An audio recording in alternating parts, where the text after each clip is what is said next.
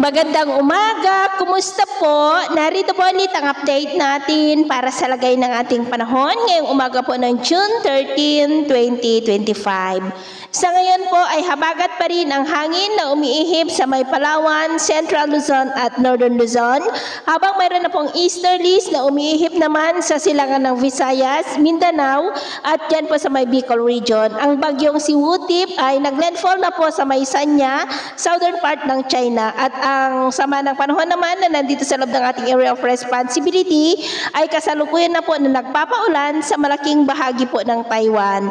Kapwa po malayo na ang mga ito sa atin at unti-unti na rin na humihina ang epekto ng habagat dito sa ating bansa.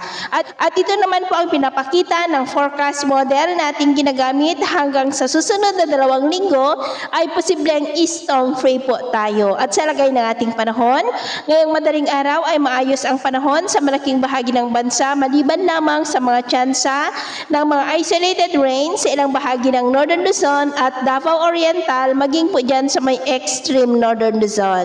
At mamaya ay sisikat ang araw sa malaking bahagi ng ating bansa, mainit at maalinsangan muli, pero may tsansa pa rin ng cloudy skies with isolated rain sa may extreme Northern Luzon, La Union, Benguet, Mountain Province, Surigao del Sur at Davao Oriental. At mamayang hapon, mainit at maalinsangan muli ang panahon, pero may tsansa pa rin ng cloudy skies with isolated rains sa may extreme Northern Luzon, Kalinga, Benguet, Antique, Aklan, northern part ng Leyte, Samar Provinces, Caraga, Davao Region at Tawi-Tawi. Kaya kung lalabas po tayo sa ating mga tahanan, ugaliin naman po natin lagi ang magdala ng kahit anong panangga natin sa init po ng araw at proteksyon na rin po sa mga biglaang buhos ng ulan. At sa atin naman pong mga baybayin, dahil sa habagat ay maalon pa rin sa mga baybayin ng kanluran ng Central Luzon, Ilocos Region Seaboard at maging po sa mga baybayin ng isla ng extreme Northern Luzon, maging sa mga baybayin ng